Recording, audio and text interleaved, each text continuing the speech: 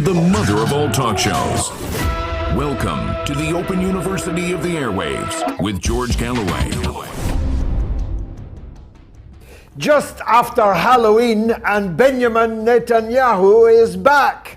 And this time, he's Mr. Nice Guy. I'm not joking. The others in his putative coalition government make him look like the kindly old gentleman at the back of the train in The Railway Children. Some of the most bloodthirsty hawks in Israel will be the real power behind the throne of Benjamin Netanyahu. And in our poll, well over 90% of the people think that we should not automatically believe that Paul Pelosi, who got hammered in his underpants in Nancy Pelosi's palatial San Francisco home, well, there might just be a little bit more to the story. I'll be explaining how and why it is unusually important. And we'll be looking at the grim situation in the Ukraine-Russia war as the whole world tilts dangerously close to a confrontation directly on the battlefield between Russia and the United States of America. We'll also be talking closer to home about Ireland as Irish elections loom, as a government fails to be created in the British part of Ireland, in the North 6 counties of the northeast of Ireland. We'll be talking to a well-known Irishman about that and many other aspects of Irish life, including Lord Mountbatten, who's now facing posthumously extremely serious sexual charges. He was, you may recall, the role model for Britain's King Charles III. And, of course, we'll be taking your calls throughout the show. So fasten your seatbelts. It's going to be a bumpy night. Curious about our curriculum? Have something to say? Then call us now to join the debate on the mother of all talk shows. The only education you can get for free.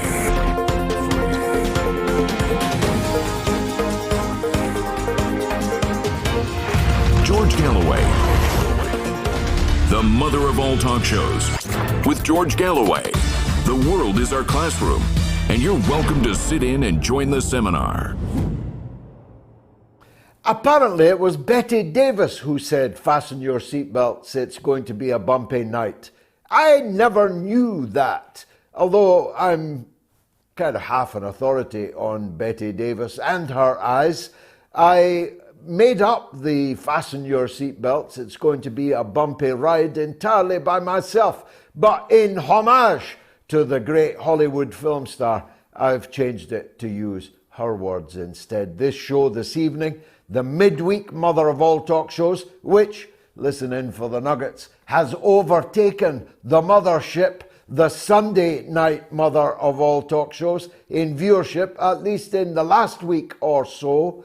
This is brought to you by our wonderful sponsor in the first hour, 220 km. Our good friend Ravi Gudkakatsan, who is the author of some of the finest cosmetic products that it's ever been my good fortune to come across, and is about to turn them into foodstuff. That's how pure they are. My good friend Ravi has sponsored the show these last few weeks and is going to go on doing so. And he'll be joined in the second hour by a second sponsor, but more about them later. Benjamin Netanyahu is back. Words you never thought you'd be glad to hear.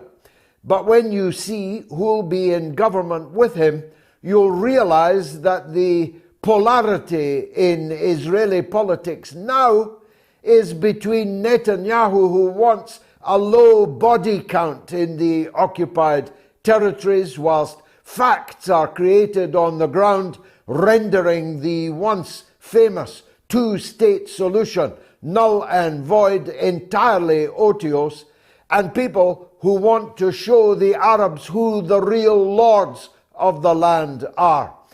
That quote is directly from the Kahanist leader, Gvir, who will be the power in Netanyahu's government.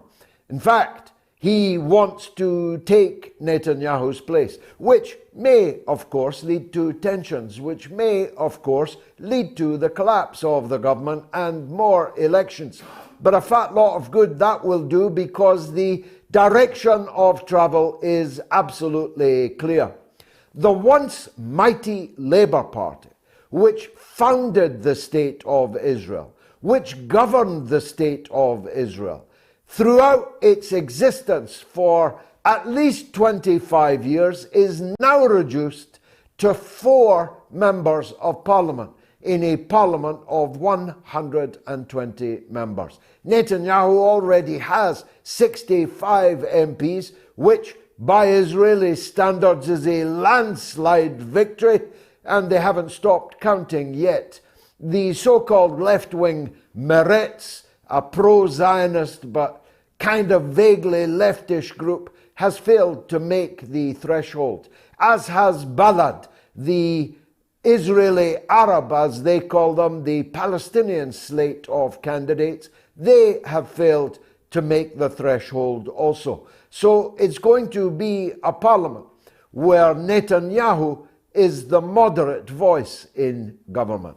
That's how bleak the situation is. We'll take calls, of course, on that subject and discuss it perhaps more fully when we can on Sunday. The Middle East powder keg is as explosive as ever.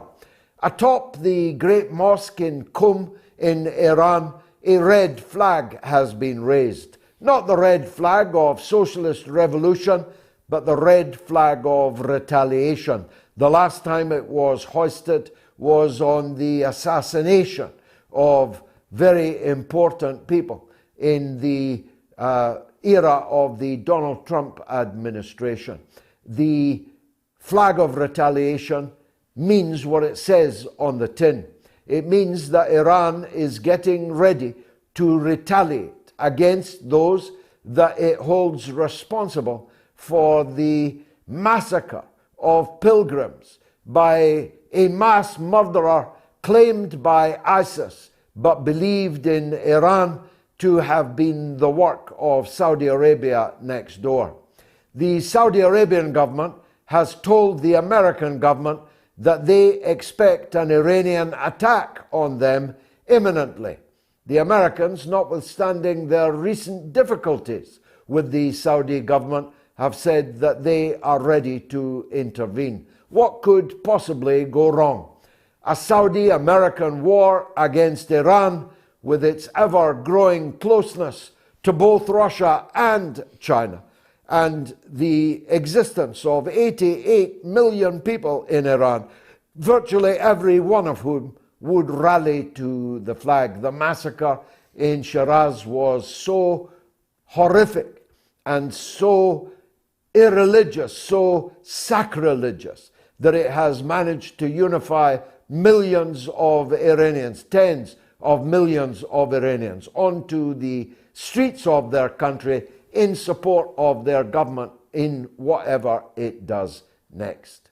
As if we didn't have enough war, of course, the Middle East is a sideshow these days compared to, for example, North Korea, which has just fired at least a dozen ballistic missiles so far into the Sea of Japan that they could well have landed in the center of Tokyo. Japan, of course, being the traditional enemy of Korea after Japan invaded, occupied, mass murdered and raped its people in the 1930s and 40s. But of course, South Korea is the creation of the post-war era, the United States, a puppet state in the region, and South Korea has placed its forces on emergency alert. A war on the Korean Peninsula would be a sideshow compared to the big war that is still raging in the heart of Europe. I've stopped calling it the Ukraine War now. It was, for a time, the Ukraine War, since it began in 2014. We'll be talking to a celebrated filmmaker in a minute or two about that. When it started in 2014, it was a Ukrainian civil war. You might say, at least you could argue, I wouldn't, that the Russian intervention in Ukraine, in the eastern part of the country, to defend its co-religionists, its compatriots, its fellow Russians in eastern Ukraine, was also a Russia-Ukraine war. You could argue that, though I would say NATO has taken Ukraine as a protectorate from at least 2014, maybe even before. But now it's not a Russia-Ukraine war at all. If you study, as I have been studying, the deaths of Ukrainian, in inverted commas, service personnel in the recent battles in Ukraine, you'll see an inordinate number of Polish names. You'll see, when they're published online, you won't see them in the fake stream media, an inordinate number of Polish passports retrieved from the dead bodies of Polish fighters. There are thousands, maybe tens of thousands, of Polish and a smaller amount of Romanian forces already fighting at the front line in the war in Ukraine. But the big news this week was that the Pentagon confirmed for the first time that there are American forces now with their boots on the ground in Ukraine. The proximate reason for that is that they have to guard the American weapons that have been sent in such profusion into the battlefield, into the mall that this war has become, even before General Winter arrives. But of course, that places them directly in the firing line, because a very significant proportion of arriving NATO weaponry in Ukraine is immediately blown up by the Russian armed forces, who are themselves now arriving on the battlefield in increasing numbers, both in quantity and in quality. The Russians are now fighting according to their own military doctrine. No more ragbag of militiamen and gendarmes. This is now the real Russian army on the battlefield. And that Russian army will increase its targeting of NATO weaponry now that they know, thanks to the Pentagon, that that weaponry is escorted by American military personnel. So what happens when the first caliber missile blows up an entire platoon of official American forces on the ground in Ukraine? Well, I'm not Einstein, I'm not in possession of a crystal ball, but I think I can work out what happens next. And it's not a pretty sight. The seeding of new US nuclear missiles throughout all of its satrapies in Europe is a matter, or ought to be, of grave concern. In Western countries, most people don't even know that it has happened. Only those that follow military affairs with any degree of closeness are aware that the US has massively reinforced its nuclear strike force throughout the NATO countries, including my own here in Great Britain. But the farther you go, the closer you get to the Russian border, those missiles exist more thickly. And so the scene is being set for a series of conflicts around the world, which may be the final Armageddon. It may be that the end times will be upon us, in which case say your prayers, hug your children close, for the end is nigh.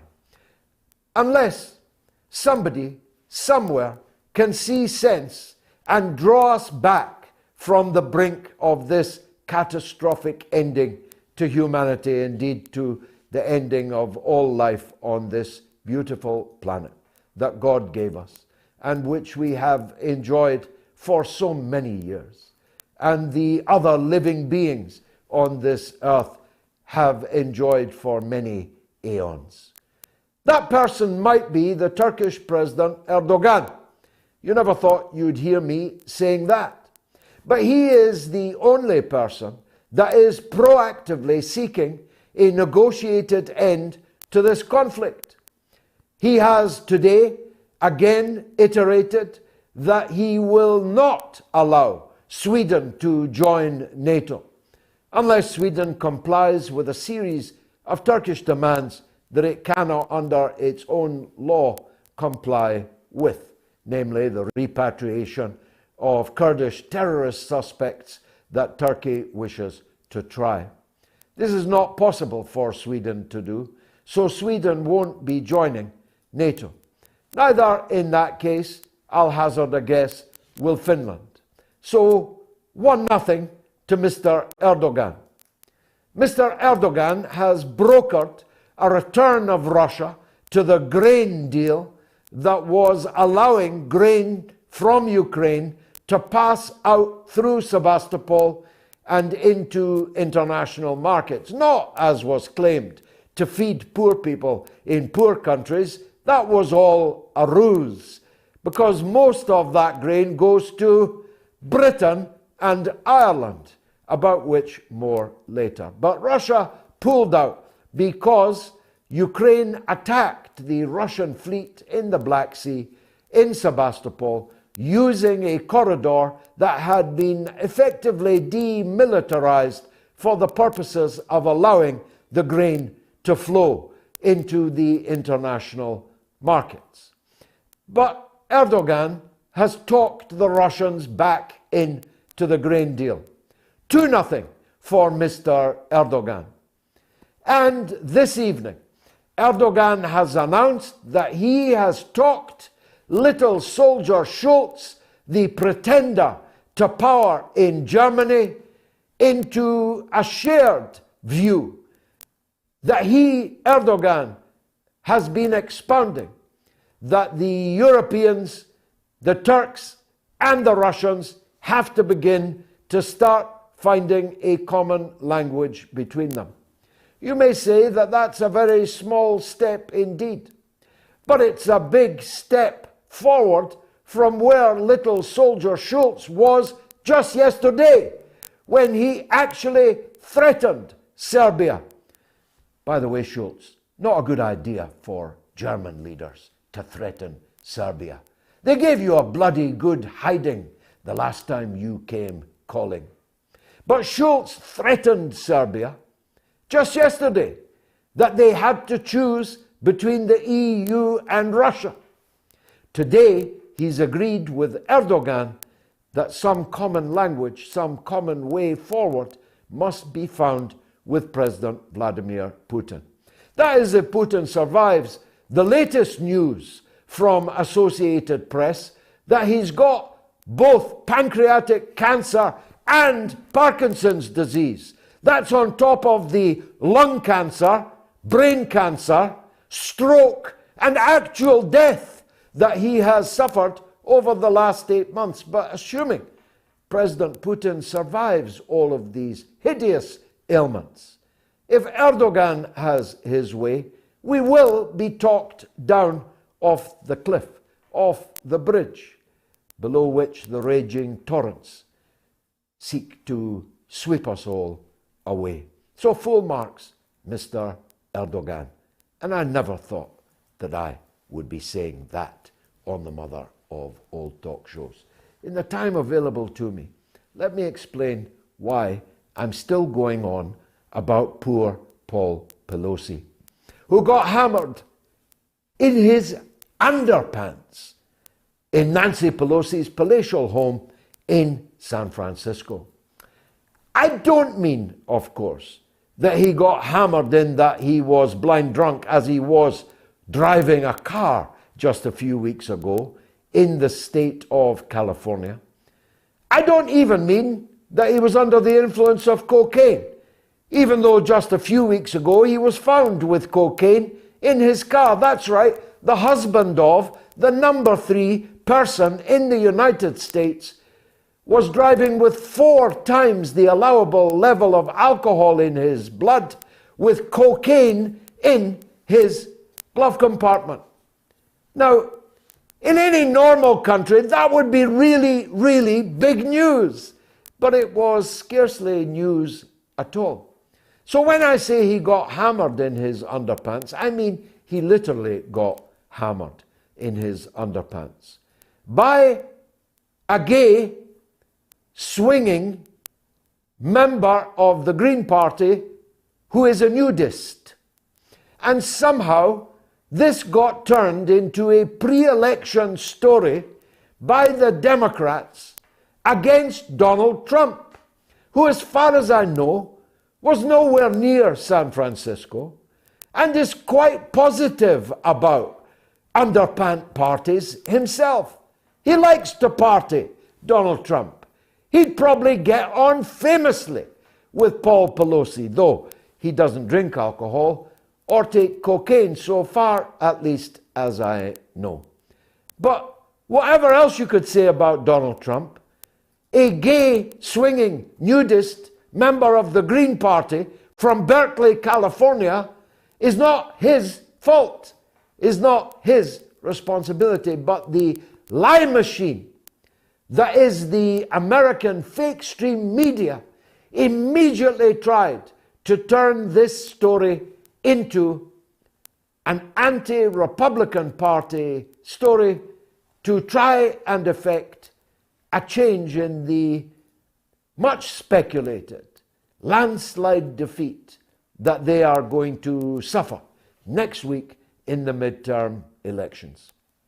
That was reason enough for me to raise an eyebrow about poor Paul Pelosi being hammered in his underpants. But there are other reasons. The second thing I read was that the police conceded that they did have security cameras everywhere on and around the Pelosi household. You'd expect that. She is third in line to the presidency after all. But just like in Jeffrey Epstein's jail suicide, the cameras weren't working. The third reason to smell a rat is that, as Farron Fronczak told MOATS on Sunday, she was at the house just a couple of weeks ago, not inside it, not having a party, but she passed by it. And it was black with escalades and security forces, as you'd expect it to be. But on this night, they either weren't there or they didn't notice the gay, swinging, nudist Green Party member from Berkeley, California, who was also in his underpants when the police arrived. And the fourth thing, the fourth rat I smelt was, call me Inspector Clouseau if you like. Boom. But I saw the picture of the French windows through which the gay, swinging, nudist Green Party member from Berkeley, California was supposed to have entered the house through. Except all the broken glass was on the outside and not the inside.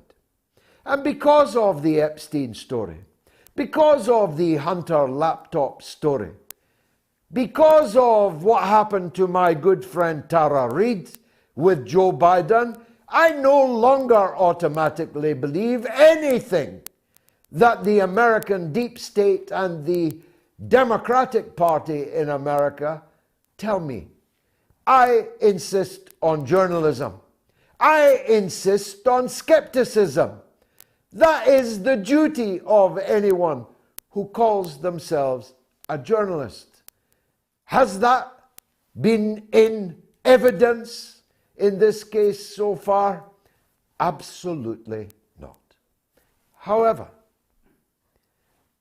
the nudist swinger, Green Party member from Berkeley, California, has just pleaded not guilty. And so we have the mother of all trials impending in San Francisco. Fasten your seatbelts. As I said, it's going to be a bumpy night.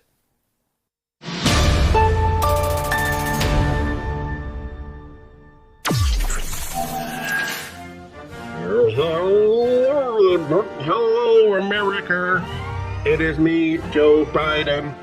I think I'm not reading a teleprompter. I'm perfectly capable of speaking for myself.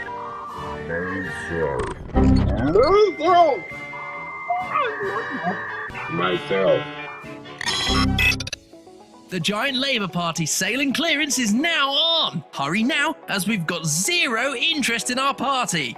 It's literally the lowest it's ever been. Give up on the common man and save today. That's right, we're getting rid of all of the Corbynites. Literally every single one. Being a Blairite has never been more in style. Only available at what should be the UK's biggest political party. The new Labour Party.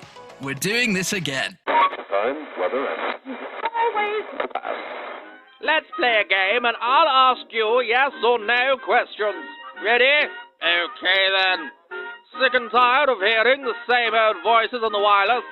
Are you looking for an alternative opinion to the mainstream media?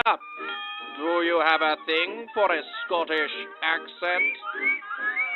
If your answer is no to one or more of these questions, then you need the mother of all talk shows with George Galloway. Listen, watch, and share the fastest growing political program in the world!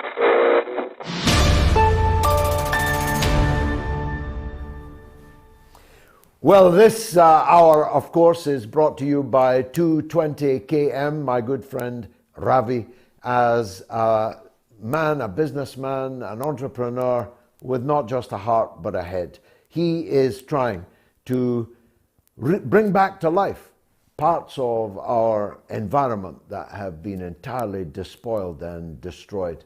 Go to his website. You'll be amazed. I have been. 220 KM. There it is on the screen. Now, I mentioned earlier that the war in Ukraine began not in February of this year, but 8 years before that. Not a lot of people know that, as Michael Caine might say. But those of us who do know it have had a very great difficulty indeed, bringing it to the attention of the wider public, who believe that wars begin when Sky News and CNN turn up with their cameras to film it. But actually, we're not short of film of the war from 2014. We're just short of brave and skilled journalists to bring it to our attention. And Donald Courter is one of those. He has made a film, and I want to talk to him about it. Donald joins me now on the line from Moscow, I think. Donald is a political analyst, host of the Revolution Report, sounds like my kind of report, and director of a new film 8 years before. Donald, welcome back to the mother of all talk shows. Let's start with the film, if we may, and tell us why you made it, how difficult it was to make, and what the main points that you're bringing out in the film actually are. Hi there, George. Well, thanks again for having me on the show once again. Basically, I recorded this documentary film with, in collaboration with international heavyweight champion Jeff Monson, who's an American, and he also has Russian citizenship. He's living here like me, and he's got similar political views as I and you. And we filmed this documentary basically throughout 2021. We wanted to show people what was going on in this conflict that had really been frozen in time, that nobody in the West was really paying attention. to anymore. I mean, they had heard a little bit about it in 2014 and 2015, obviously exclusively from the Ukrainian point of view. But as we were filming this and we were editing the actual documentary, the special military operation was launched. The People's Republics in Donbas were recognized as independent by the Russian government. The whole situation changed. So we really had to change the kind of storyline we were going for. Now, by the time of its completion, it's actually become something a lot more important, I think, than what we were even planning on in the beginning. It's become a historical record to show people in the West why Russia launched this special military operation in the first place. Because there are so many people in the West that think that Russia just attacked its neighboring country in an unprovoked way. I've seen even journalists from Sky News, BBC, when they're doing interviews with Russian Foreign Minister Sergei Lavrov, they continue to ask this question, and he continues to give the same answer, that, you know, this was not an unprovoked attack. And what our documentary shows is primary source evidence that it was actually Ukraine that provoked this war in the first place. It's been waging a war against the Donbas people since 2014, when the neo-fascist-backed coup, Euromaidan, came to power in Ukraine, and the People's Republics declared their independence. And actually, People's Republics were also declared in Kharkov and Odessa at that time. What a lot of people don't know is that when Ukraine launched its so-called anti-terror operation, which was basically just an attack on these civilians mostly that said they don't want to be part of this fascist-backed government anymore, Kharkov and Odessa, they were just violently repressed by the state.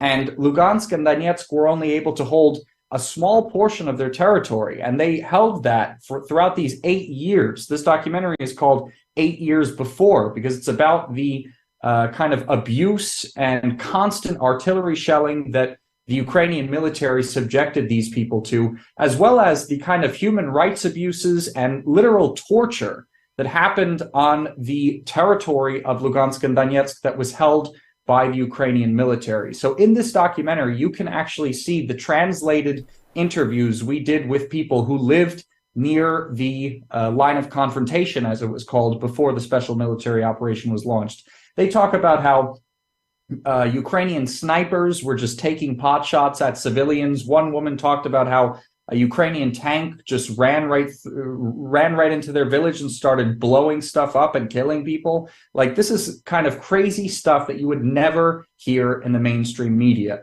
And they never talked about it back then in the Western media. They don't talk about it now. So people can see this this kind of side that has not been available to people in the West in this documentary. It's still on YouTube. It hasn't been taken down yet. And there's also a lot about the actual evidence that points to the real existence of neo-Nazis in Ukraine. They are so much more widespread and powerful than the Western media and Western politicians say. Just because Zelensky is Jewish doesn't mean that Ukraine does not have a government that's basically propped up by these violent armed neo-Nazis. So that's basically the main that's actually the point I wanted to take you to. Not everyone in Ukraine is a Nazi. Not everyone in the Ukrainian army is a Nazi. Right. Not everyone in the Ukrainian government is a Nazi. But those Nazis that there are, and they are plentiful and widespread and powerful, were all on this line of confrontation. Hence, in Mariupol, the battle was against a literal Nazi regiment, the Azov regiment. Do they feature in your documentary? Yeah, we definitely talk about them. And like you said, I mean, these armed neo-Nazis, like you said, they were and still are really the most ferocious pro-Kiev fighters against Russia, against the Donbas People's Republics. Of course, like you said again, not all Ukrainians are fascists. Of course, there are actually probably many, many Ukrainians that aren't so happy about Kiev's role in what they've done in Donbas and what they've done against in terms of being so hostile to Russia throughout these 8 years as well. But Zelensky has banned all political opposition. These people cannot really speak out at all unless they're going to be really repressed by these neo-Nazi groups that are, doing most of the fighting there as well. But actually, I talk about the Azov Battalion, but I don't focus so much on them because I feel like the Azov Battalion has been hyper-focused on in the Western media as sort of just the only neo-Nazi organization in the Ukrainian military that's actually significant, and they try to play them down. But I actually talk about all of these other neo-Nazi armed organizations that you just never hear of in the Western media that exist, and they have committed crimes as well. I talk about, there's the IDAR Battalion, there's the Donbas Battalion, there's the C-14 militia, there's Trident, there's so many neo-Nazi militias.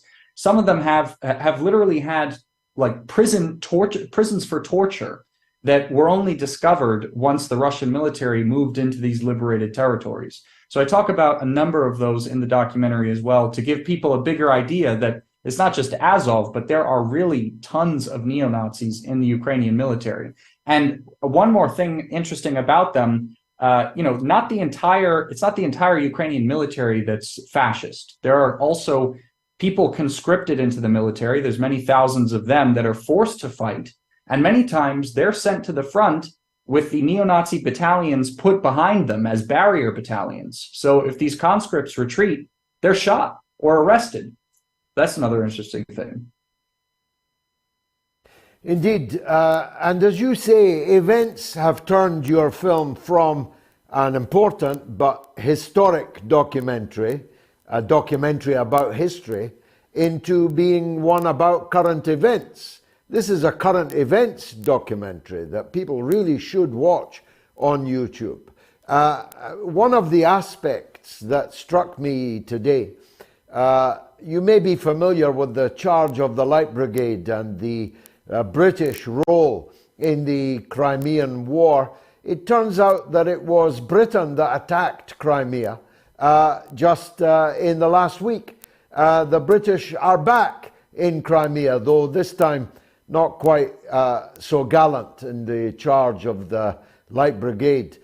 Tell us about this internationalization of the conflict that I spoke about in my introduction. This is really no longer a war between Russia and Ukraine, is it? No, of course not. And I think really from even from the beginning, and I think you mentioned that in the program as well, I mean, the West and NATO has been involved in backing the Euromaidan coup d'etat, but definitely they are much more involved now than they ever have been. Of course, we heard about the drone attack on the Russian Black Sea fleet that was trying to basically make sure that these UN grain corridors, the grain corridors that were supposed to be safe under the UN brokered grain deal to make sure that poor countries can get grain from Ukraine specifically so that there's not a food crisis. These Russian ships that were trying to assure the security there were attacked by Ukrainian drones.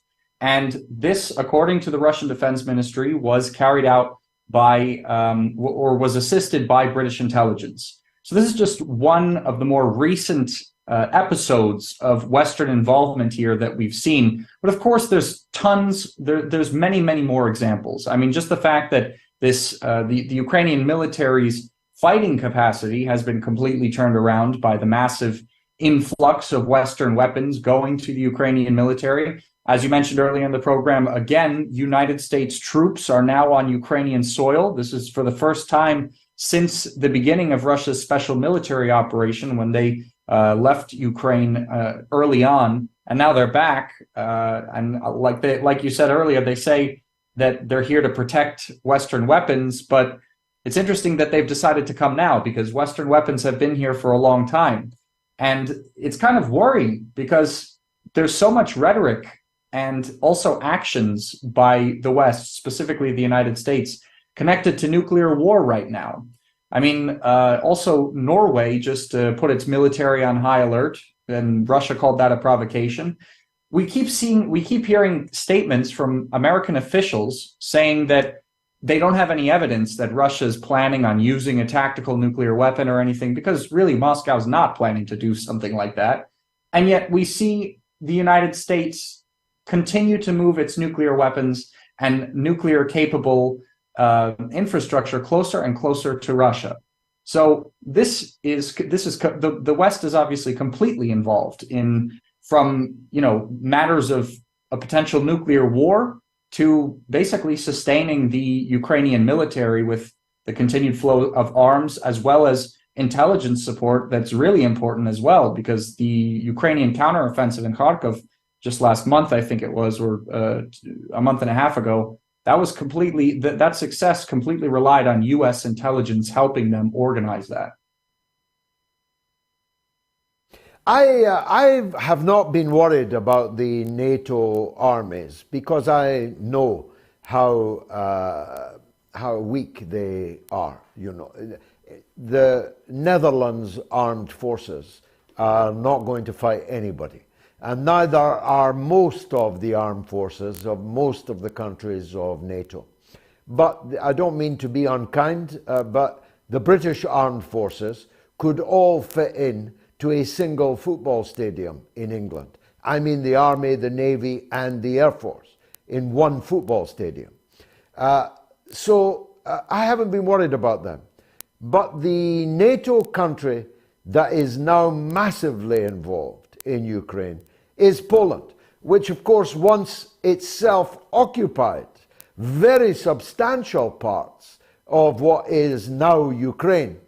Thanks to the Soviet Union, it's now Ukraine. It would still be in Poland if not for that. How dangerous is this increasing Polish involvement in your view? Well, I think it's seriously worrisome, especially because Poland essentially has a military presence in Ukraine right now. I mean, they're mostly mercenaries, or at least that's what they're saying. But let's not forget, we've been hearing a lot of statements from Polish politicians as well recently saying that they're looking to lay claim once again on a lot of territories that they lost in World War II. So it's interesting to try and think about what's going to happen after this conflict is over. It's not going to be so easy to get rid of these Polish troops on Ukrainian territory if they're not willing to leave. That could be a serious problem as well, especially if Poland decides it's going to use the fact that it's a NATO state in the event that Russia wins this conflict. They could potentially say, we're not going to move our troops. What are you going to do? We're a member of NATO. So that I think could lead to a bigger confrontation as well, especially because I think it's really these super nationalist states on the border of Russia that are far more dangerous in terms of the possibility of a third world war than the United States, for example. I think the United States wants this conflict to go on for as long as possible so that they can basically give Russia as much of a bloody nose as they possibly can in the process of the conflict. But based on what we've seen in Ukraine, and based on what we know about Latvia, Lithuania, Estonia, and Poland as well, I don't know. I think some of these hyper-nationalists in Eastern Europe would be willing to go to war with Russia. Now, tell us again how people can see the film, Donald. Well, you can check it out on YouTube for as long as it's there at the Revolution Report, but we've also got a website that no matter what happens to the YouTube channel, it's going to be on our website. You can find it at the-revolution-report.com. Look forward to it. Hope everyone checks it out. Donald Courter, thanks for joining us from Moscow. Now, the poll, should we automatically believe the Paul Pelosi story? It doesn't read well, Paul. Sorry, Paul. Yes, we should automatically believe it. 9%, no, 91% on Twitter, on my YouTube channel. Please subscribe if you're watching on my YouTube channel, and please like the show. Both of these acts will help me with Mr. Algorithm. If you're watching on YouTube, or voting on YouTube rather, You've said 7% we should believe the Paul Pelosi story, 93% we should not. And on my Telegram channel, t.me/George Galloway, please follow me on that. This is the best of all. I don't think we've ever had a poll response like it. Yes, we should believe the Paul Pelosi story, 1%. No, 99%. That ballot is not rigged, I can assure you. Let me take a quick break and then we'll be back with much more.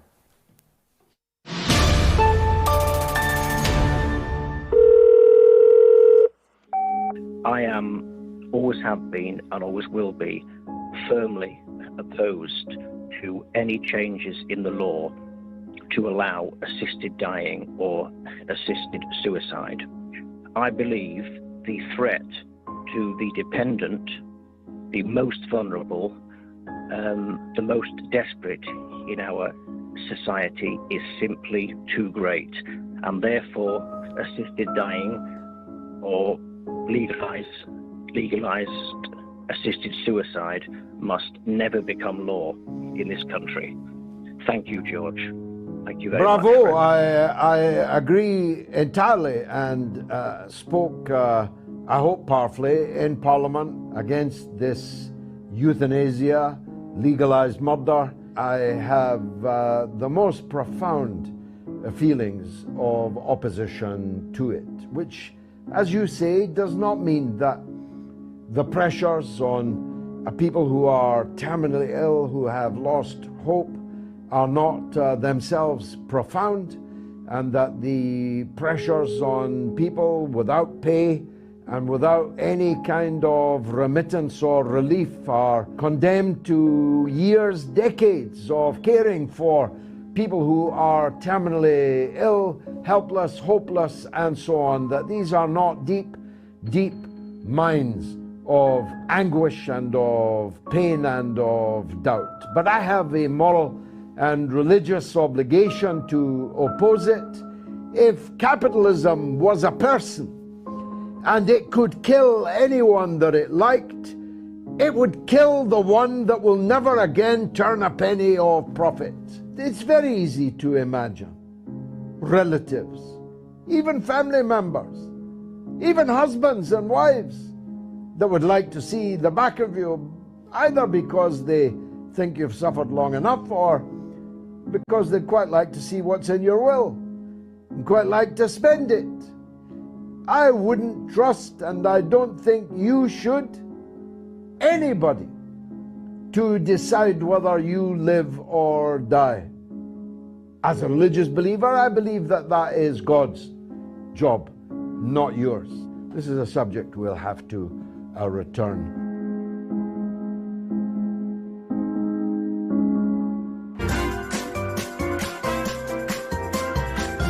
You are listening to the mother of all talk shows with George Galloway.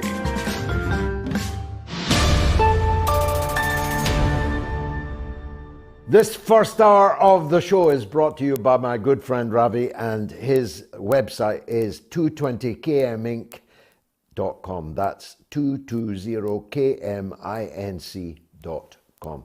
Do please visit the website, because if it wasn't for Ravi, we wouldn't be able to bring you this show entirely free of charge. That was from my Patreon page there. It's going really well now, and more content coming on stream. And by the end of this week, I hope to have in my hand a 1910 edition, I think, of War of the Worlds. Thanks to my good friend James, who found it for me. And I'm going to start reading it chapter by chapter. And I'll tell you what, you thought Halloween was scary. Wait till you hear me reading H.G. Wells' War of the Worlds, only on Patreon. Here's the phone numbers. 08081 965522 if you're in Britain or Ireland. That's 08081 965522. It's entirely free of charge, so call now. And if you're in the US or Canada, it's equally free, and it's +1 844 944 3344. That's +1 844 944 3344. If you're elsewhere in the world, and there is actually some parts of the world outside of Britain and the United States, it's 44 203 966 2625. That's +44 203 966 2625. Let's take a call from Eric in London on Ukraine. Go ahead, Eric. Oh, hello, George. Thank you for inviting me on your show. Welcome. Yeah, thank you. No, I just wanted to ask you two things very briefly. First one, obviously, it's about the Russia situation. I'm a bit concerned that obviously Ukraine are making some progress, and I wanted to ask you if you think that they will take the city of Kherson, and if they do, will it give them a massive advantage to then taking Crimea?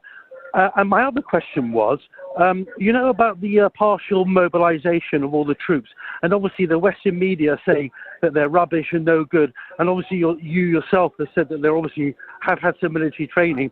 How does anyone know what standard they are and what training they've had? Because obviously, we're not in Russia ourselves.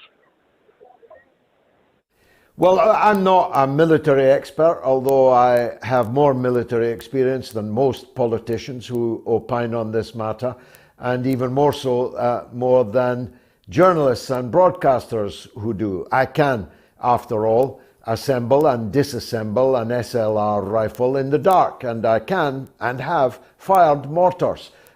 So I'm not a military expert. But there's more chance of me flying on Elon Musk's spacecraft to Mars than the Ukrainian armed forces winning this war and retaking Crimea. And if you think about it, the very idea is entirely fanciful. The hypersonic nuclear superpower of the Russian Federation simply could not afford to lose Crimea at the hands of the Ukrainian military, and so it will not happen. There are no circumstances in which it will happen. I don't believe they will take Kherson, and even if the Russians withdrew from Kherson, it would not make much military difference at all, not least because General Winter is arriving now on the battlefield. Here, where I am, never mind in the parts of Europe we're talking about here, which will soon be baked entirely hard and then covered entirely in snow until the spring. The idea that the Russian armed forces are going to be defeated in winter when they have potentially 25 million men that they could field on the battlefield is simply fanciful. I don't want this war to go on. I want it to come to a negotiated end. I wish and I believe that it need never have started. So I take no pleasure out of either side's military advances, and certainly no pleasure in either side's military losses, because those losses are paid in the blood of the poor bloody infantrymen. And the mercenaries that are fighting on the Ukrainian side will not die willingly for Ukraine. In fact, many of the Ukrainian armed forces there will not die willingly for Ukraine. So the war can only end one way, Eric. I just hope that it can be brought to a negotiated end before it ends that way. Because if it does, there will be no Ukraine to speak of at the end of it. Bruno is on the line from the United States, but oddly wants to talk about Scottish independence. Come on, Bruno. George, you truly are a pleasure to listen to. This is my question. You were a backer of Brexit, and you wanted to give more robust democracy to the British people. I'm curious as to why you don't have the same feeling towards Scottish independence. Because Scotland is a country of just 5 million people. It is entirely dependent on its trade with the rest of the UK. It is already heavily dependent on state spending. 50% of the people who work in Scotland and pay tax work for the state, and if the state were to disappear, that work would disappear. And the other 50% of the people of Scotland either don't work at all or pay no tax at all. So low are their earnings. So no country would be less likely to prosper in a so-called state of independence than a Scotland as emaciated industrially as that. This would be compounded, multiplied by the avowed intention of Scotland to only apply, you can't be sure how it would go, to rejoin the failing European Union. Apart from everything else, and that everything includes adopting the euro, which means meeting the convergence terms to join the euro, which means reducing our budget deficit to 3%. It's currently 13%, which would lay waste to every public service in Scotland. And I live there, so it's a bit more important to me, Bruno, than it is, with all respect, to you in the United States. It would have to mean the building of a hard wall. And a la Donald Trump, the English will not be paying for it.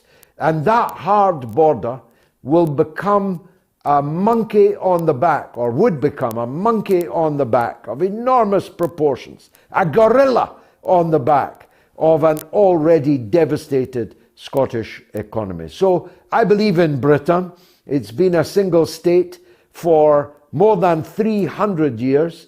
I and the party I lead, the Workers' Party of Britain, even at my advancing age, hope to govern Britain, a state of almost 70 million people, with the capacity to be genuinely independent in the world. Economically independent, militarily independent, and politically and economically and in every regard, a genuinely independent country. Scotland, even if it declared independence, would have no independence at all. Look, thanks, Bruno, for that. This show, as I say, the first hour has been brought to you by 220kminc.com. They develop the most unique and nutrient-rich ingredients and cosmetics in the whole world, whilst regenerating native ecosystems and healing the earth for future generations. These are nature's ingredients, simplified.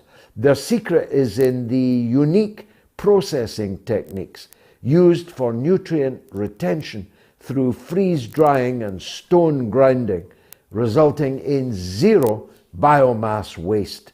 All their products, including their cosmetic, face and hair mask powders, are all natural and food grade, making them as safe for your body as the ingredients in their original form. Get creative in the kitchen, I'm certainly going to, with their variety of savoury or sweet ingredients, guaranteed to become a new staple in your pantry, in your kitchen.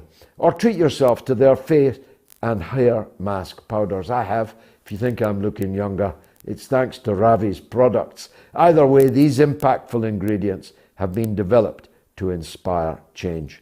Visit 220kminc, 220kminc.com to check out all their products. Ingredients are now available in Amazon Canada and will be available shortly in the US and UK marketplaces. Ravi, thank you again for sponsoring this show. I'll be right back after this break.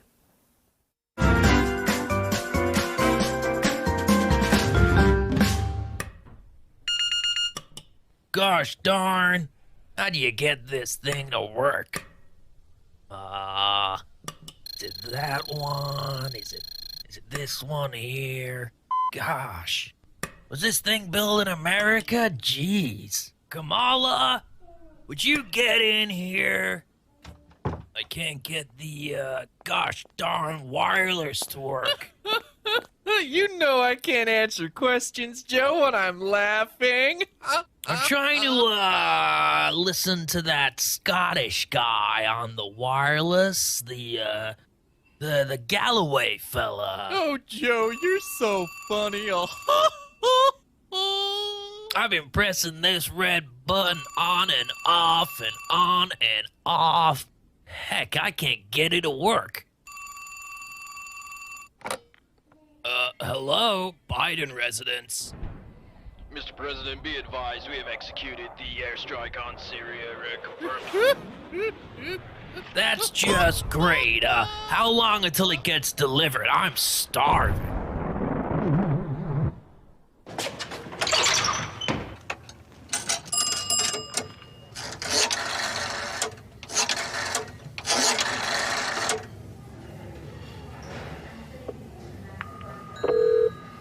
Let's take a call. Go ahead, Kenny. Hi, George. Yeah, I just want to talk about the trans issue that you were speaking about earlier. Yeah, I've got a book in front of me by Douglas Murray, and he's got a paragraph here that I'd just like to read out, if that's okay. Oh, yeah, go ahead. Okay. I was standing on the corner at a quarter. All right, I'll get him off. He's a nutter. In the UK, it's 08081 965 522, and in the US, it's +1 844 944 3344.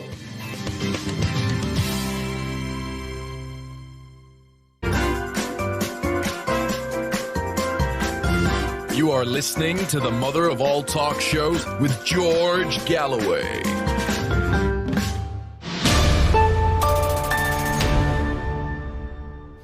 Now, we've got a sponsor for the second hour, To Gather, an amazing new app, a telephone app. We'll be meeting the creator later. Here's what I thought about it. It was a kind of speaker's corner where all of us can not only speak to each other, we can do that on other apps, but we know where, if we want to, the other people that think like us and are interested in the things we are interested in are. So, for example, it would be possible to know on a bus or a train who else was listening to the mother of all talk shows and who else was interested in commenting on the mother of all talk shows. So it's a pin as well as an app that you can talk to each other on. I had the wicked thought, though I'm a happily married man, that it's a pretty good dating app. Also, I don't know if the creator has thought of that, but if, God forbid, I was ever back in the dating market, I'd actually want to date someone that was a fan of the mother of all talk shows. And I could tell from this app where she was. And it would, in my case, be a she, but it wouldn't have to be a she, of course, if you get my drift. It's called To Gather. There's their logo there. I've actually joined it and had great fun on it just this very day, and we'll be meeting the creator later. Now, let me turn my mind to Ireland. It's never far away from Ireland. I'm of Irish background myself.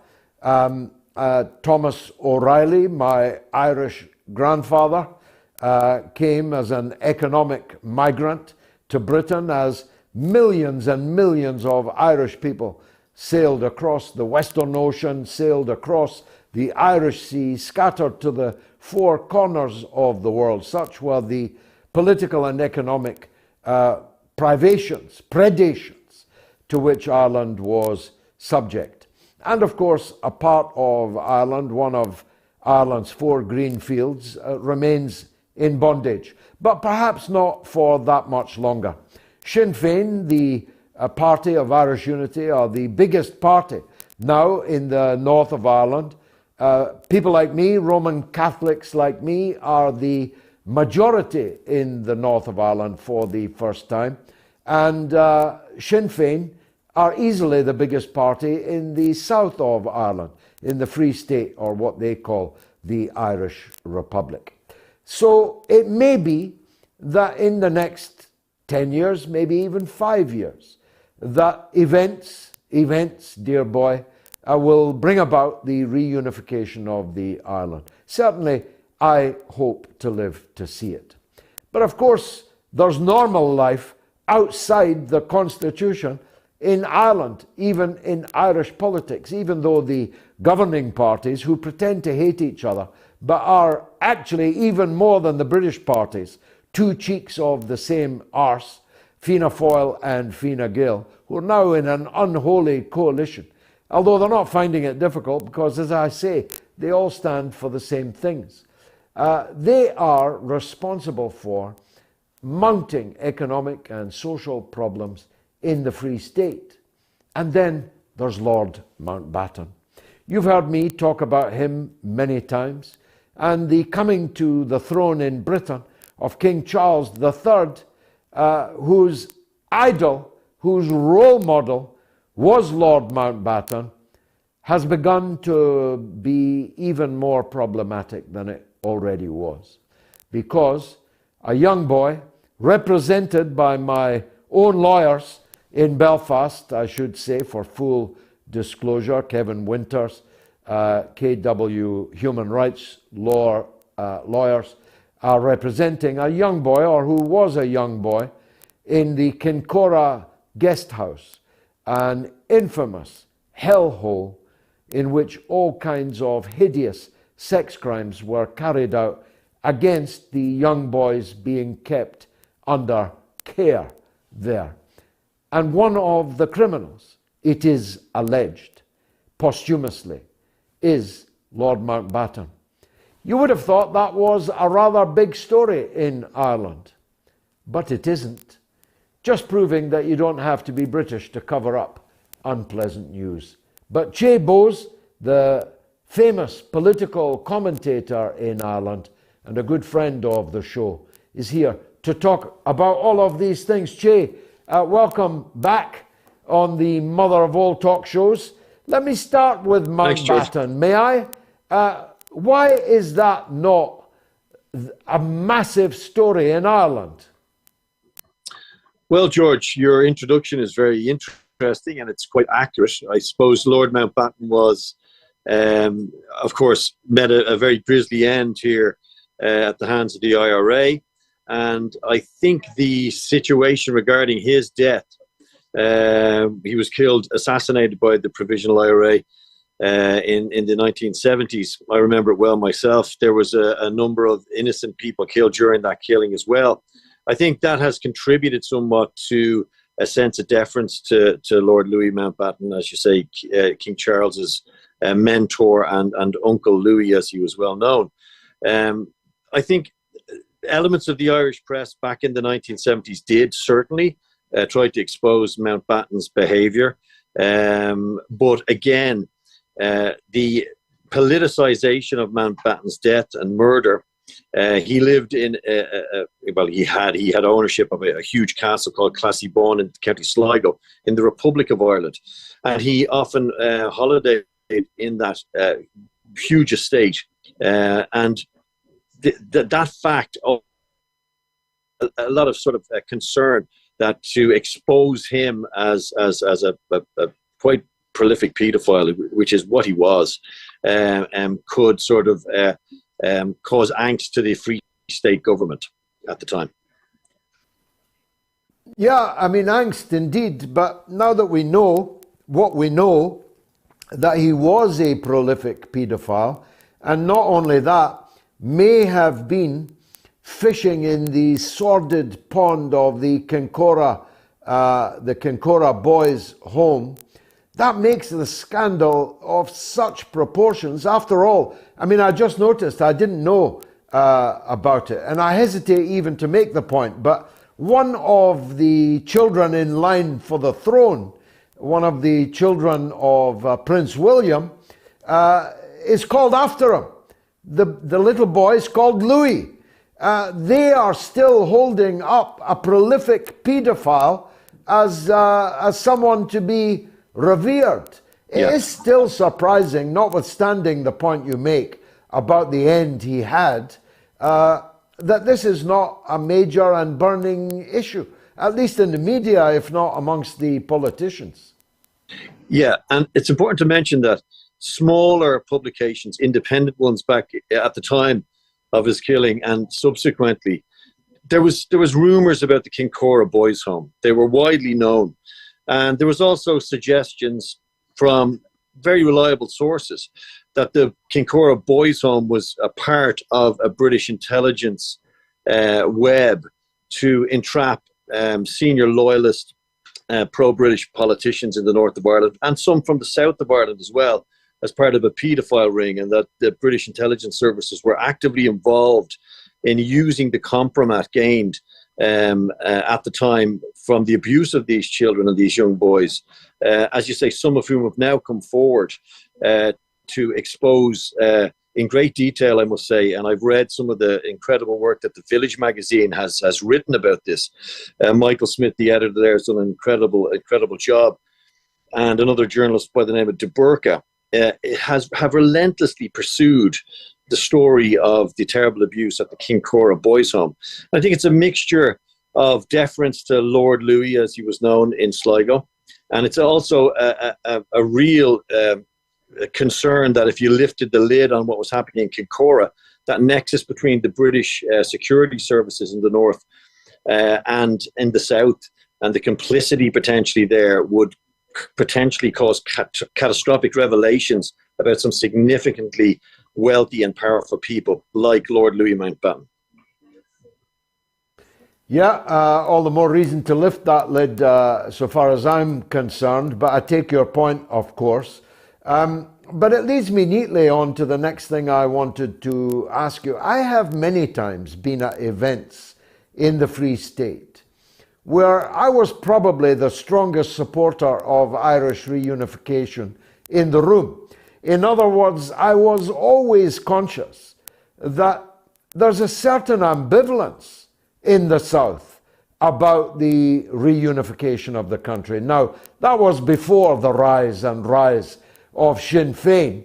I wonder if that means that's changed, but what's your take on that? How keen are the people in the Free State to see the 32-county republic?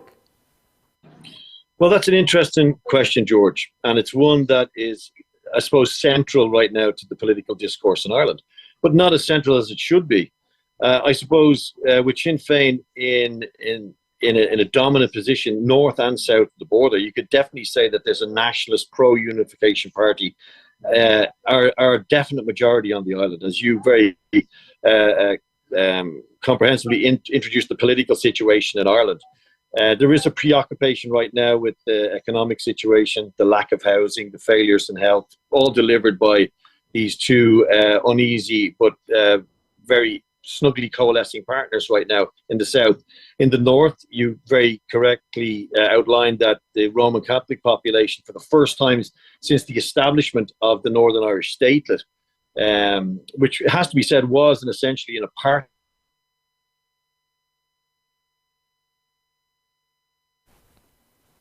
state. So,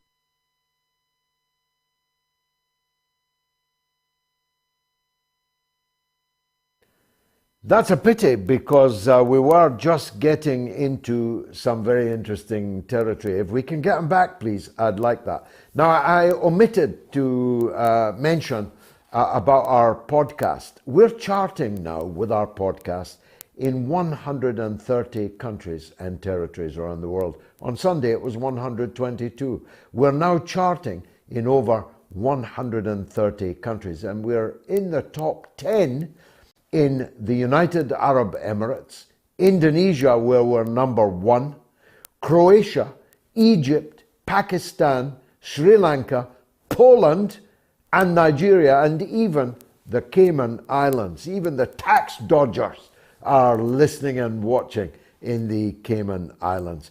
There's new episodes every Tuesday and Friday. You can listen to the very best of MOATS anywhere and at any time. You can also get the episodes a day earlier if you are a supporter of mine on Patreon. Now, my Patreon page, as I said earlier, is the home of all my live shows. It's my extensive podcast archive, my audiobooks narrated by me, and so on. And it's the best way to connect with me directly.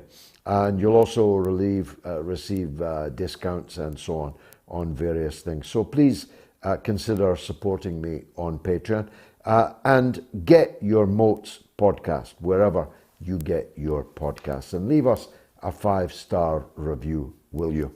I think we've got Chay back again, have we? Let's see.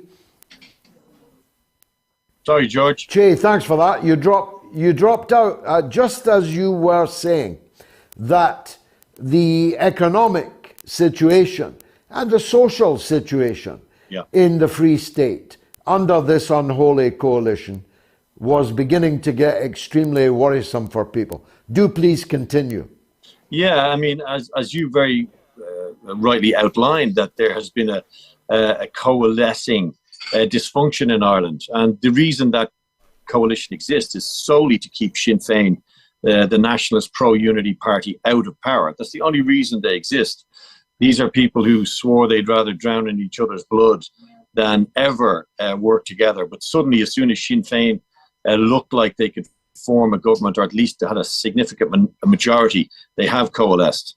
And they'll be in power for several years to come yet before a general election will be called. And I think when you consider the critical situation in Ireland regarding housing is the big issue right now, followed by healthcare. We have very dysfunctional housing and healthcare situation in Ireland. So, I mean, unity right now would certainly be, to the delight of the governing parties, quite a bit down the agenda for the general public. We've got rising inflation. We've got a huge accommodation crisis exacerbated by, I think, 60,000 Ukrainian refugees who are flowing into the country at the rate of about 1,000 a week. We've nowhere to accommodate these unfortunate people. They've been sleeping on the streets and in airports recently. So there are a lot of problems right now for this government. Unity, I think, for the vast majority of Irish people, certainly in the Republic, is something that we would aspire to. Have Sinn Féin thought out the realities of that unity? How do we incorporate Britishness into United Ireland? I think that's something that there's a dearth of exploration with the people who see themselves as British in the North. There's still a significant number of people who consider their identity to be British. And there's a lot of very interesting thinking going on about what a United Ireland could look like. It could be a federalised Ireland. It could be an Ireland based on different types of tax codes. It could be a complete, let's start and rebuild again. So I think people are willing to look at different ideas on a United Ireland. But the cost of it and the priority for that right now certainly wouldn't be at the top of the list for most worried and put to the collar tax payers on this island, either side of the border, I would suggest. Yeah, I mean, who would be costed? This is not East Germany and West Germany, is it? The North is not a basket case. It's, I'm guessing, roughly economically comparable to the South, unless I've got that completely wrong. It's merely anecdotal as I go around from North to South. They don't look like a poor country and a rich one to me. And so the actual cost of unity, of one part having to subsidize the other, would not really be there unless you know different. But for the people in the North, there are even people who support unity. There are some real problems about uniting with the South. You've got to pay a lot of money to go and see a doctor in the South, which you don't in the North. The benefits are better in the North than they are in the South. Speak to that, Chay. Yeah, absolutely. The Irish health system is for a very small population of about 5 million people. We pay more for healthcare than most other countries in the OECD, and we have worse health outcomes. The chief executive of our health service in the South, the state system, is paid over £400,000 sterling in real terms. So we pay a lot to our doctors. We pay a lot to our top-heavy bureaucracy, but we're getting terrible outcomes. We need a national health service in Ireland, and Sinn Fein are advocating for that, which is obviously free at the point of care for everybody in the north of Ireland. It's been a matter of great envy and admiration in the south. So I think there's certainly parts of the northern system that would be adopted gleefully in the south.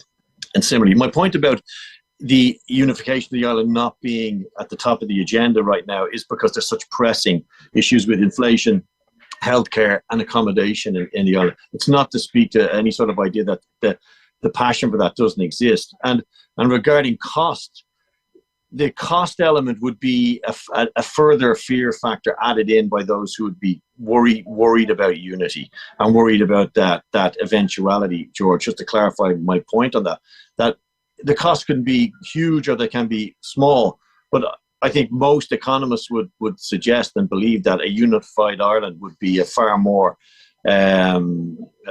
smoothly run economy. I mean, the problems we're facing with the Irish Sea border and the protocol, etc., with the unionist politicians and the collapse of Stormont yet again on the basis of the resolution of that are all about the two jurisdictions on one very, very small island.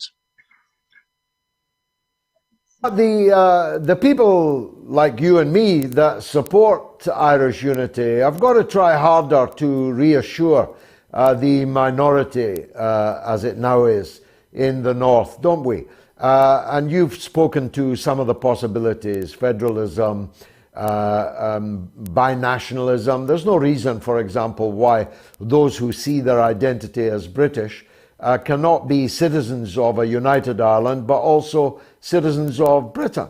There's no reason why we can't have the tunnel, the bridge, permanently connecting Scotland, not far from where I live, from Stranraer to Larne, roughly speaking. There are many confidence-building measures that could be taken. And maybe they are. I'm not that close to it anymore. But I don't hear enough of these reassuring noises, tone. The tone is not reassuring enough.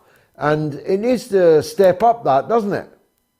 I think absolutely. I think one of the big gaps in the Sinn Féin vision for a united Ireland, it's easy to say, we want a united Ireland. It's going to be great. We're all going to get on. What's the reality around that? There's a significant population in the north then who become a minority, a grieved minority.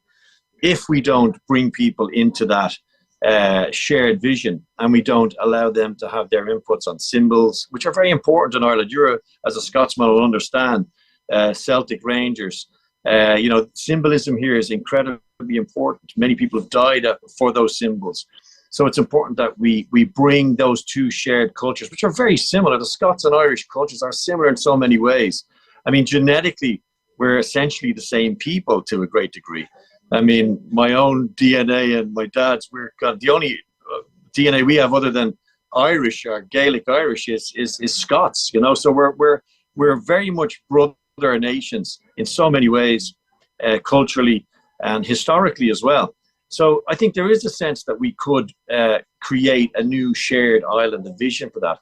But the actual policies and the fora for that to be discussed with our unionist and British friends and neighbours is lacking. It's definitely lacking. I think the real effort must be looking for where the problems could be with a united Ireland, putting significant money, effort and education into saying, look, this is a destination for us all. It's not a victory for one or a loss for another. The idea that the Scots Gaelic or the unionist community is going to just jump on the ferry from Larne to Stranraer and just head back to the United Kingdom if there was a vote of 51%, if you had the same vote that we got Brexit through on, to suggest that the unionist population is just going to fade off back to Scotland or to England, it's just so naive. So again, there is not enough investment and discussion about how we achieve this shared island. And it has to be done peacefully, because very quickly, as we've seen before here and all around the world, these ethno-nationalist conflicts can erupt into the most brutal affairs And we suffered here on this island for decades and decades, and nobody wants to go back there. Chay, it's not been a great line, but it's been a great conversation. Thanks very much for joining us on the mother of all talk shows. Let me take a quick break, and then I'll tell you the remarkable results of our poll. I'll be right back.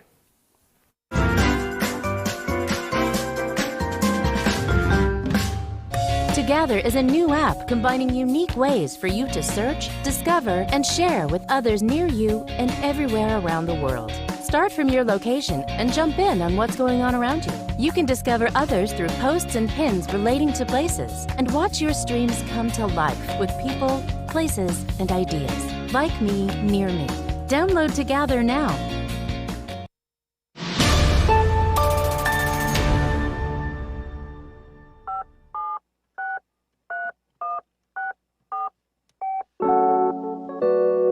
Tom says after independence we could choose the government we want.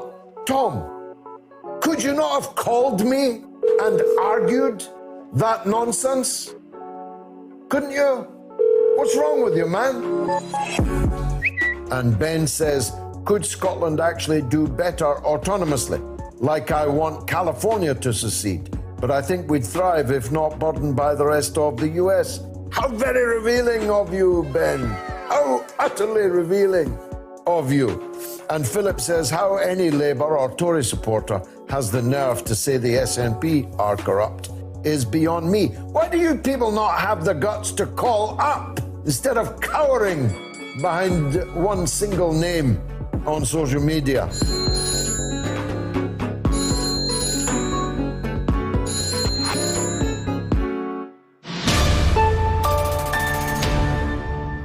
Well, the good news for the Pelosi's is that on my Telegram channel, support for their story being automatically believed has doubled from 1% to 2%. It's 7% on YouTube, and it is, I think, 8% on Twitter. But you can still vote. We're not at the end yet. So if the Pelosi's want to rally support, they are welcome to do so. Now, we're now at 2 nights a week. As you know, if you're a regular viewer, it's my plan that there will be a mother of all talk shows 5 nights a week. That's why we're still collecting money from well-wishers for the Fighting Fund to continue to expand this, I think, important alternative news media. And some people are incredibly generous, and every week too. Albert Sontag, for example, on the super chat mechanism. That's the easiest way to do it. If you're watching on YouTube, just go to the super chat mechanism. You get a comment and make a donation. And Albert does it every week. And here he is again with $10 US. With all good wishes. Thanks for the struggle from Iraq to today and earlier. Thank you, Albert. And Mr. Lover, another weekly donator, sends £2. Jason Kane, £1. Ange, $20.99, £1.79. Oh yeah, dig it. It's GG. Thanks, Ange. Mehdi Mossavi gives £5. Abdi Bous gives 35 South African rand. Hello, George. Love to hear about Somalia. As we know, there was a big terrorist attack in Mogadishu. Is there any solution? I didn't know about a new terrorist atrocity in Mogadishu. I will look at that. DHB sends 200 Norwegian crowns. Very, very grateful for that. MGTOW Gem gives $7.99. Seku Drami gives $4.99. Darren Henry gives $8.99. He's looking forward to a daily MOATS, as indeed I am myself. William Howard gives £5. Scotland was sold out by Cunards, who I have always considered in my readings of history to be the government. First to the EU, then to Taiwan. Tell me more, William. And Mr. Loverman gives US dollars $1.99. On the line is Chris in Sunderland, who has a different view to me on Joe Biden and is brave enough to come up and confront me with it. So let's welcome Chris in Sunderland. Welcome. Hello, boss. When Nice to it hear when it from you. comes How are to accusing Joe Biden of being a little bit of a dodgepot, being a little bit of a weirdo when it comes to talk about sex. But George, you have had a convicted sex offender on your show twice, and on Sunday, and you have the audacity to kind of jump around this idea of Joe Biden. Of course, accusations, and if it comes out in court, I will be among you saying, yes, this is a sex pervert, but you have had convicted sex offenders on your show purely because they agree with you. Now, if they didn't, if they were Tories, or if they weren't agreeing with you, if you're talking about Scott Ritter, he's far worse than a Tory. He is no political friend of mine, and he's not on the show because he agrees with me. He's on the show because he was a former US Marine intelligence officer and a former arms inspector who was an arch enemy of mine in the long struggle over Iraq. Now, he was set up on an internet sting. He was convicted by the US injustice system. If you expect me to automatically exclude for all time from the airwaves a man with important and urgent expertise because of a setup by the FBI angry at his defection from the US cause in Iraq, I simply won't do it. Now, I know nothing about Scott Ritter's personal predilections, and Joe Biden is still, the last time I looked, the President of the United States of America, with a Twitter account, unlike Scott Ritter. Even though Twitter had to flag his latest tweet as being false and forcing the White House to withdraw it. So I'm not trying to close down Joe Biden. I'm not trying to put him off Twitter. I'm not trying to get him out of the White House because he likes to sniff little girls rather too nauseatingly closely for my liking. He is the elected president of the US and will be until they push him and his bath chair, metaphorically speaking, off the cliff. Lance is in Canada. He wants to talk about Taiwan. Go ahead, Lance. Hello, how are you? Good. Hello? I'm good, thanks. I agree with good. you. Go ahead. I agree with your points to your last caller. Personally, I think a lot of this aggressiveness is because of Epstein blackmail, and a lot of Joe Biden and himself's allies were stuck under that. That's what I think. But my question is not that. My question is, do we not hear about Taiwan independence right now? Not that I'm not saying there is a Taiwan independence movement or there isn't. There doesn't really have to be one for the mainstream media to recognize one.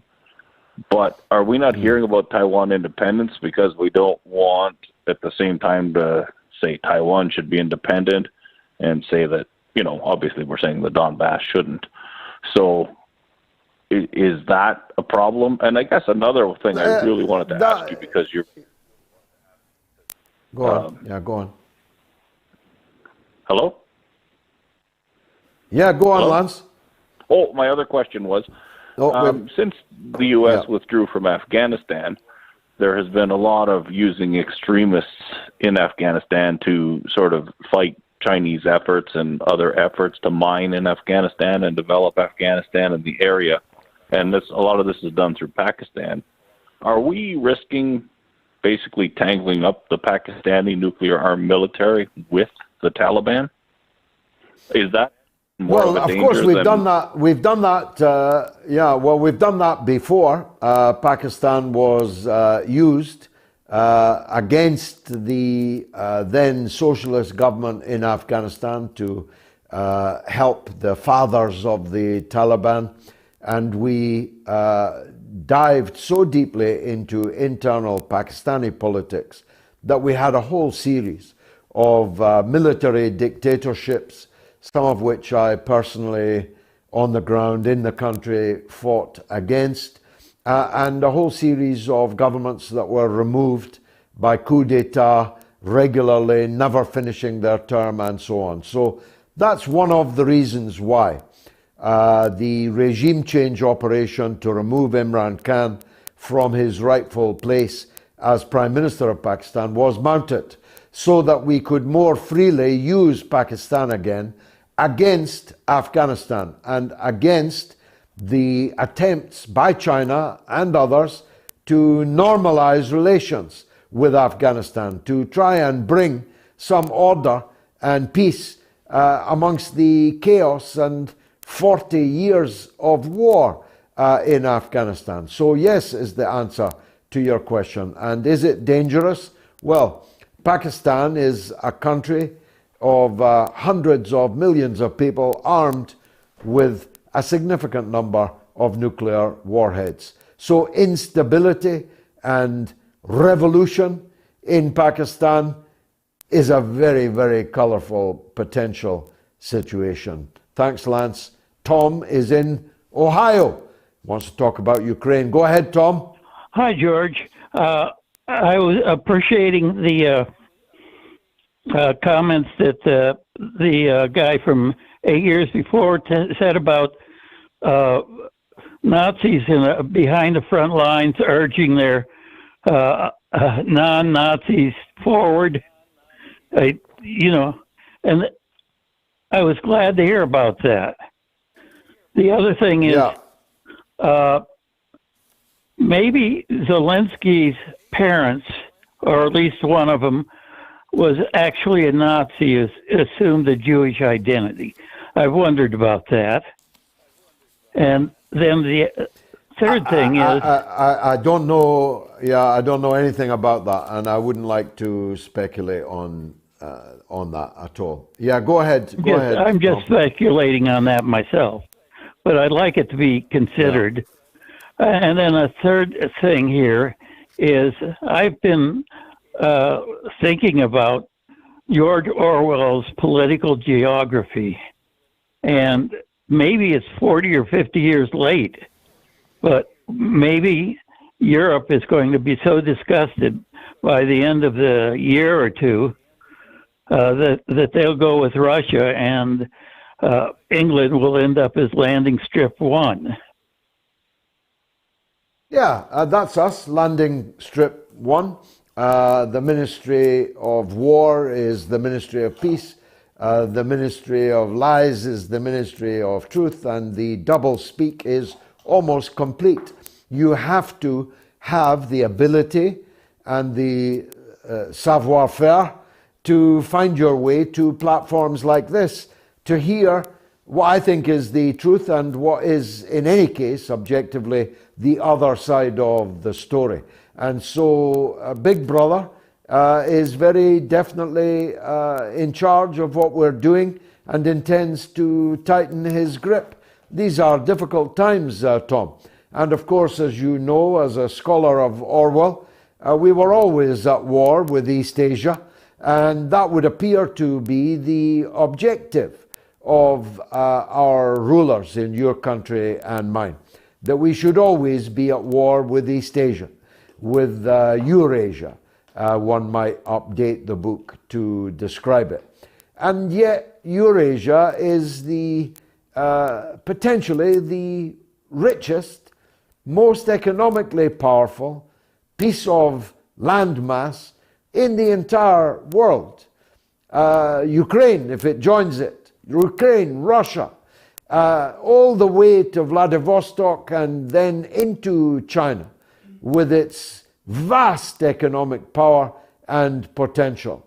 That is locked out now of the reach of the empire.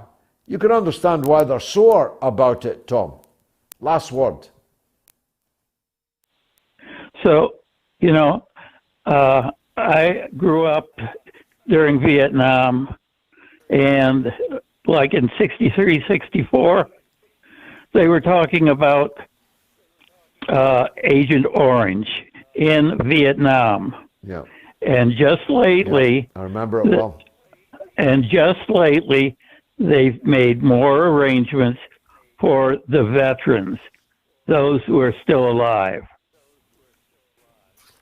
And indeed, although not that many arrangements for the millions of Vietnamese that were gassed by it.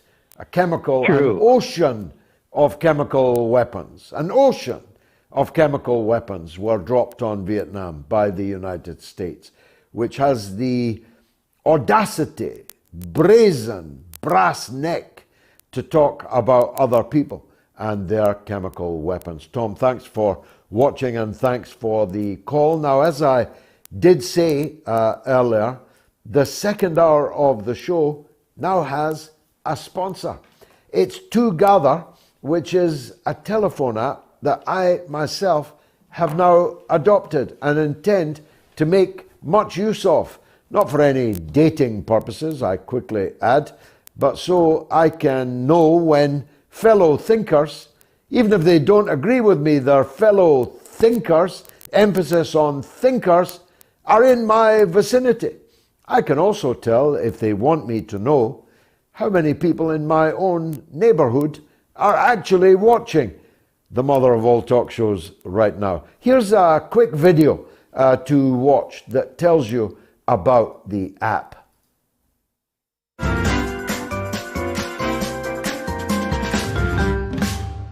Together is a new app combining unique ways for you to search, discover, and share with others near you and everywhere around the world. Start from your location and jump in on what's going on around you. You can discover others through posts and pins relating to places and watch your streams come to life with people, places, and ideas. Like me, near me. Download Together now.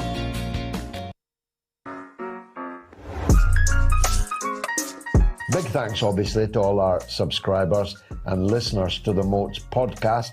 For the older amongst you, a podcast is the distilled version, about half as long, which has become a phenomenon on the internet. So it's a media phenomenon, and it's tearing up the mainstream media monopoly. Please download it on Apple or Spotify and leave us a 5-star review, like Sanam in London, who said, George, I've been watching your show for a long time, and I must admit that you are a true leader and very courageous man to carry on your work of exposing the truth and showing us the other side of the picture, which always gets blocked by the US and the West through their media. God bless you always. Sanam in London. Very touching, Sanam. Thank you very much for that.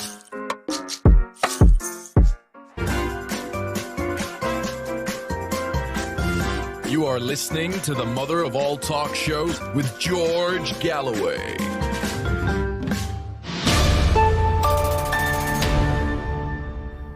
Here's me on Together.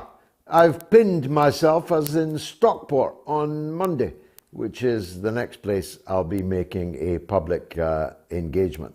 It is actually a terrific app, and we're now going to meet Robert Feder, who is the founder and CEO of Encode Systems that has launched the Together app, and a very live wire he is too. Robert, thanks for joining us. Thanks, of course, for your sponsorship. We had a synergy, as they say in business.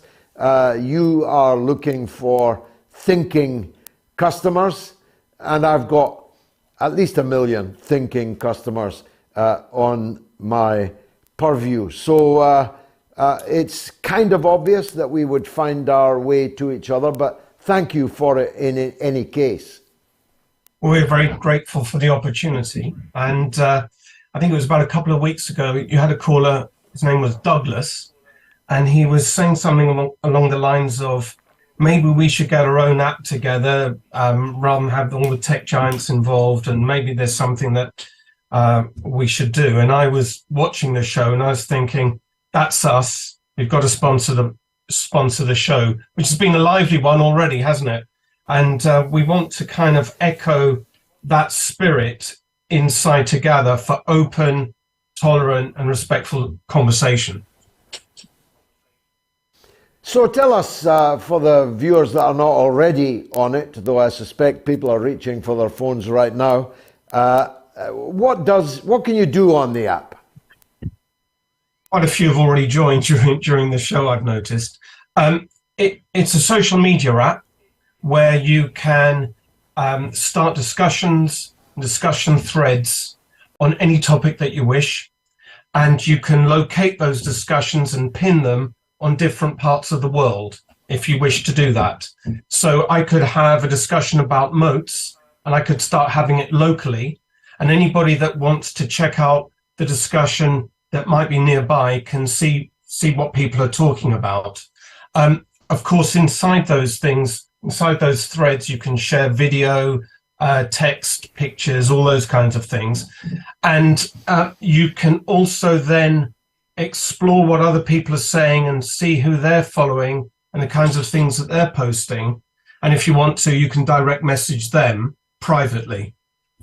So it's a kind of, we think of it as a social media app, but with a geographic and local twist to it. Yeah, twist, it's a good way of describing it. How does it differ from Twitter, that most of the people watching this will be on, at least until Elon Musk begins to charge them for a blue tick? What's the difference between Together and Twitter? The main thing, I think, is the whole thing about geography and locality. So with Twitter, it's primarily you're tweeting to the world, and you can tweet, so you can message to the world with Together, but also you can look at what's happening in a specific area, a specific location, and create a local discussion. It can either be local around you in your backyard, or it can be local in some other place that has an interest to you. So we originated in the States, so we have some of our co-creators are based over there. So I'm very interested in what's happening in Arizona at the moment. So I'm often looking at what's happening in Phoenix, and at the same time, I'm very interested in what's happening in London, because that's where I work and live. So the real thing is the whole geographic element. There's another thing you can do with Together, which is interesting. When we first thought about how people might use the app, we were thinking about events and festivals, possibly even marches, and thinking about you, George, protest marches. And it's a way that you can start having a discussion in that kind of a crowd, that geography. And if you wanted to, you could share your location in real time with other people without having to have them as friends, without having to have their private details. So you can share location publicly for a period of time when you want to. And you can also project yourself with whatever alias that you wish. So you don't actually have to declare your identity. And these are things which increasingly are going to differentiate us from any other kind of app that's out there. So I think when people try the app, they look at it, it's also very different the way it works and operates. So it'll become very, very clear instantly how it's different. Yeah, and of course that is an important caveat that you make. Although you can say, I'm by the big tent at this festival, I'm a Mother of All Talk Shows supporter. Any others who are in the festival who want to come and have a drink with me and listen to the show with me at 9 o'clock or whatever, you can do that, but you don't have to. The people don't need to know who you are or where you are. No, you don't have to share your location. You don't have. And it's interesting. You asked earlier on, had we thought about dating and matchmaking? Well, what we originally thought is, as I said, the festivals, events, and those kinds of things. But what we've seen is the way people are using the app is they start to check out what other people are posting, obviously whether or not they're nearby as well. So there might be people that they could potentially meet.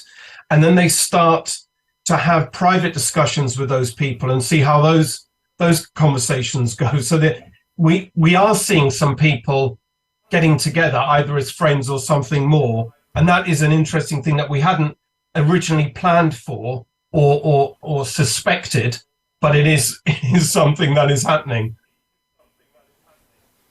Now, who's behind the app, Robert? You mentioned Encode Systems. We originated in the US, in Arizona. We've got a team that have co-created and developed the product. That team is some of us are here in Europe. You can tell from my accent I'm a Brit. We have people inside the rest of Europe as well, but we also have a team out in the States, and we even have people in Japan. Now, it is a small team. We're not a huge conglomerate, and we're enthusiasts that felt that there was a gap, and that's what we're filling. So you're not big tech, but I hope that by sponsoring the mother of all talk shows, you'll become bigger tech than you were at the beginning. How do our people now watching this, how do they get your app? Well, you can just go to either the App Store for Apple or the Google Play Store.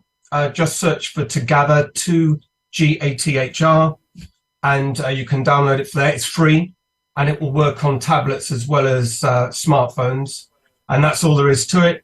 If you want to check out a little bit more, you can go to the website together.net and just check it out from there.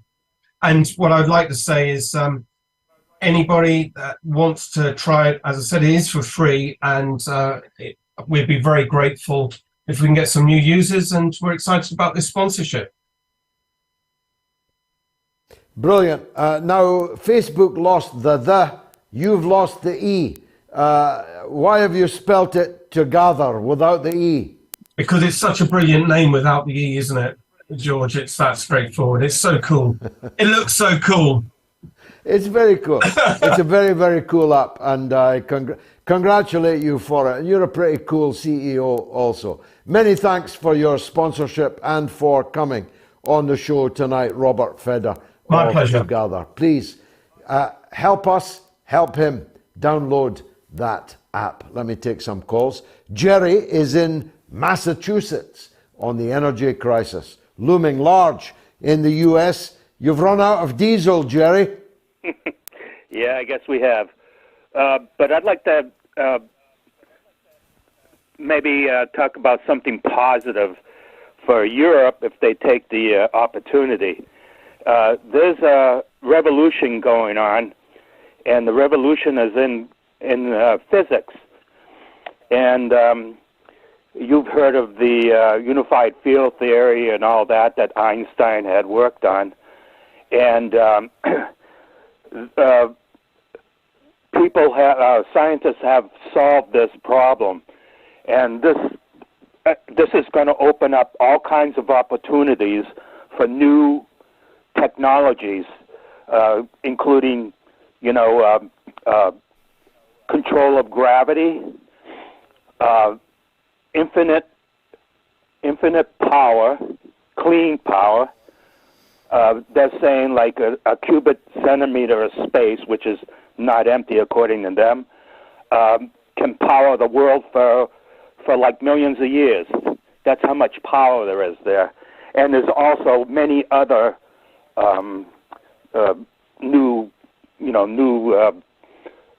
opportunities there. And if Europe, because of their position, they're in dire straits, could take advantage of that, invest, in some kind of research in like the Manhattan project that they did in the United States, something like that, invest like millions or billions of dollars into it, get all the smartest people you can gather and all the engineers and work on this. You guys will be free. You'll be free of United States, and you'd be free of Russia. You'd have your own energy, and you wouldn't have to depend on anybody. And of course, that eventually. Well, the Manhattan Project, of course, was the project that invented the nuclear bomb, which destroyed humanity in 2 Japanese cities, and may well yet, before we're able to reach this energy Valhalla you describe, destroy the rest of us. Jerry, thanks. Wonderful to hear that Massachusetts accent. I heard a bit of Ted Kennedy in that voice. Now, have we got Kenny in Acton? Because if we do, I'd like to finish the show with him, but he has dropped off the line. Thanks anyway. I'd like to thank the sponsors. He's here, Kenny. I wanted to finish with him. So before I do, let me thank the sponsors, Together and KM220, who have made this entire show possible. Please support them, and then they'll keep supporting us.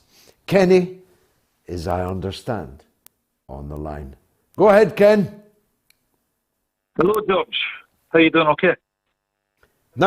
All right. Nice to hear from you. You too. I didn't really have much to say because there's that much been happening in the world. It's like, where the hell do you start? But I fancy a sing song. Yeah. That's what I was hoping you'd say, to be perfectly honest. I think we need cheering up with a Kenny from Acton sing song. On you go. Go on yourself, as we say in Scotland. Well, George, there's more to rock and roll than just Elvis Presley, and I'm going to sing a different rock and roller song tonight. And as soon as I start, I'll try to do you'll guess who it is. Okay. Well, it's Saturday night and I just got paid. Fool about the money, don't try to save. My heart says go, go, have a time. Saturday night and I'm feeling fine. I'm gonna rock it up. I'm gonna rip it up. I'm gonna shake it up. Gonna ball it up. I'm gonna rock it up and ball tonight. Got me a date and I won't be late. Pick her up in my 88. Shack on down by the Union Hall. When the joint starts jumping, I'll have a ball. I'm gonna rock it up. I'm gonna rip it up. I'm gonna shake it up. Gonna ball it up. I'm gonna rock it up and ball tonight. Do-do-do. There. Well, Bill Haley in the comments, if I'm not wrong. No, it was Little Richard. Was it Little Richard? How could I get that wrong? As my 8-year-old Rick son was Hawkins, a Little Richard song originally, but Elvis Presley actually covered it, and he sung it in the 50s as well. Long tall Sally, Good Golly Miss Molly, Lucille. These are 3 of the greatest rock Keep on knocking, but you can't come in. Keep on, yeah. I mean, Little Richard was played in the Tom Predator with Arnold Schwarzenegger. If there was no Little Richard, you could argue there would have been no Elvis, right? Exactly. Little Richard was on the scene before Elvis, and the first song that Elvis Presley sung on television was a Little Richard song. It was Ready Teddy. And he had such a unique... Teddy, I'm ready. That's it.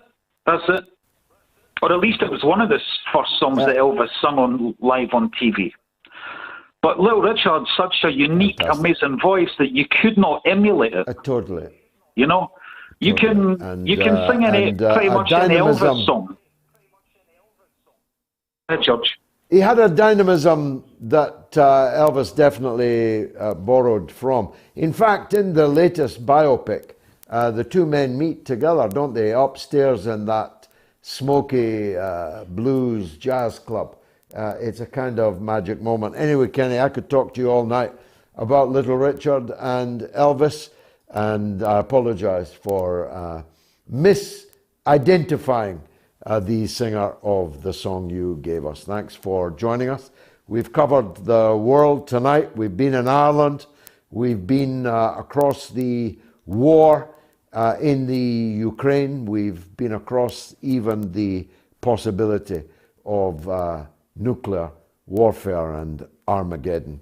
But I suppose the big, and I hope not, but maybe the most significant breaking news of the day is that Benjamin Netanyahu is back in power in Israel, and that his coalition partners are much, much, much worse than him. What could possibly go wrong? Well, that's all I've got time for, but I'll be back, of course, on Sunday at 7 p.m. UK time. The Americans will have caught up with us, I think, in times of time changes by then. Do bring someone with you. We want to build this into the biggest alternative media house the world has ever seen.